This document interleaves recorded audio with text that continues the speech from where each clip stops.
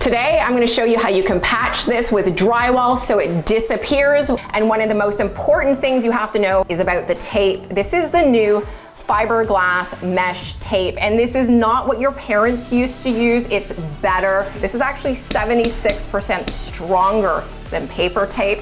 I'm going to show you how to use it. Once you can patch this, you can patch anything. You're going to want to get some backing or blocking to support your drywall patch. I'm using a combination here of 2x4s and 2x3s that I had left over from another job, and that is going to go along the entire perimeter to give us nice solid structure behind our patch. This is going to support it and make sure that it doesn't crack. And I've just left a gap here of a 1/2 inch for the drywall to slide in. Now, something I like to do that will help you out is just to mark where your studs are, because once you put your drywall up, the center of them, you may not remember exactly where your blocking is or your backing. At this point, you really want to make sure that all of your blocking is nice and secure. You don't want any movement. If there's movement right now, your patch is going to crack. Next, you want to measure your opening for your drywall. It's always a good idea to dry fit your patch to make sure that it fits before you screw it in. Okay, there we go. And I've gotten my screws started to make things easier on me. And I'm using a dimpler. So what you're looking for your screws is you want them to be recessed slightly into your drywall, but you don't want to push through your drywall too much. Otherwise, it will split and crack.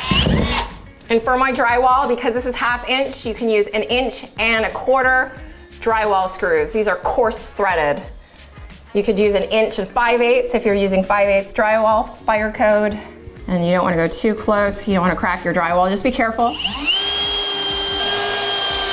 You can really start to see where your walls are uneven. This is an old house, so we're going to fix that with drywall mud and make it absolutely perfect. There we go.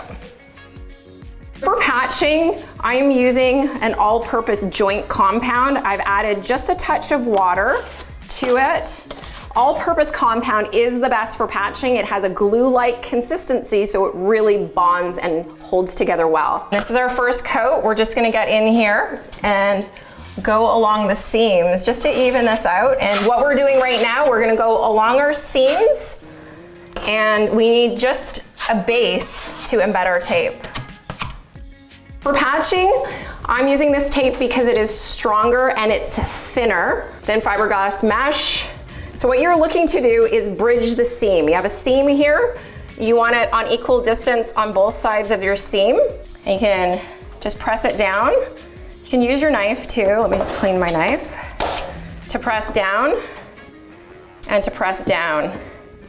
And you're looking to cut it with your knife just past where it comes together here, where it joins on the existing piece of drywall.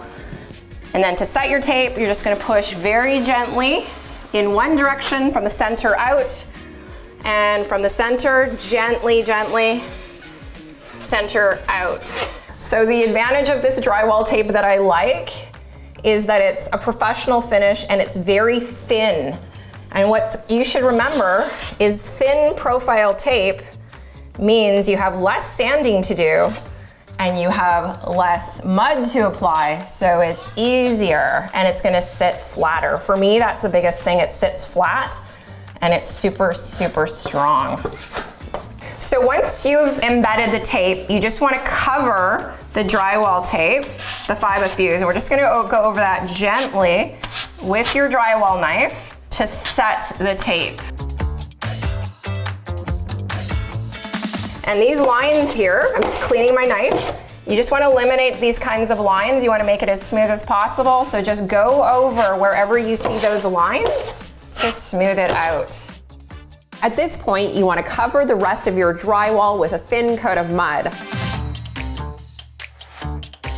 Our first coat is done. We're going to wait for it to dry and then get on to our second coat.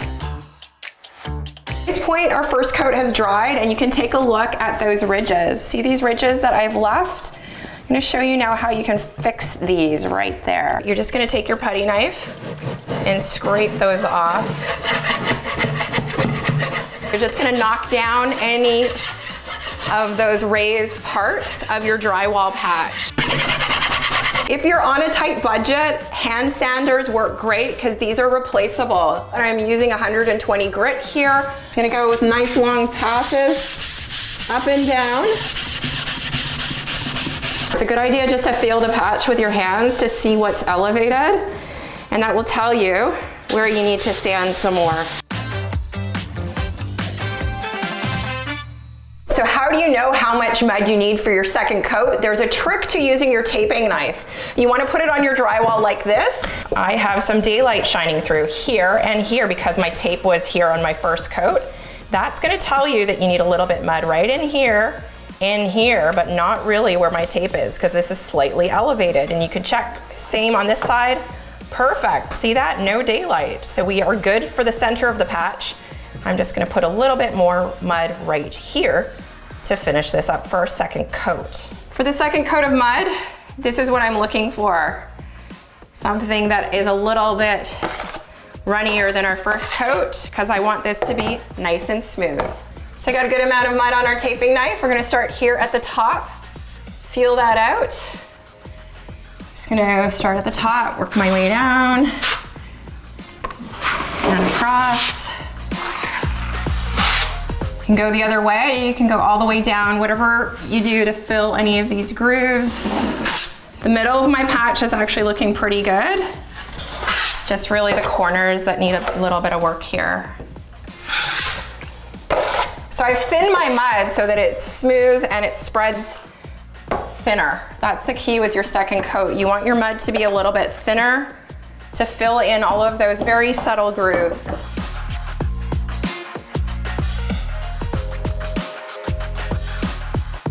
Now we're gonna let this dry for coat number 3. For this run, I'm using a fine grit sandpaper. And I'm just concentrating lightly this time. I'm going really lightly on this coat. This is my seam line. I'm not going over that too much. I'm just feathering on the sides of the tape really, just to help blend it. One of the most important components of any drywall patch is having a good quality primer that is made for raw drywall. This is gonna seal up your drywall and make sure that it doesn't absorb paint. This is the base for your paint, and this is gonna make your patch blend with the rest of your wall, and I will link to everything that I'm using in the description. If you're new to drywall and you haven't done patching before, definitely try it. It's one of my top 2 DIY skills for you guys. I'm Daru, thanks for watching. For more tips and tricks, you can check out this video right here. Thanks so much.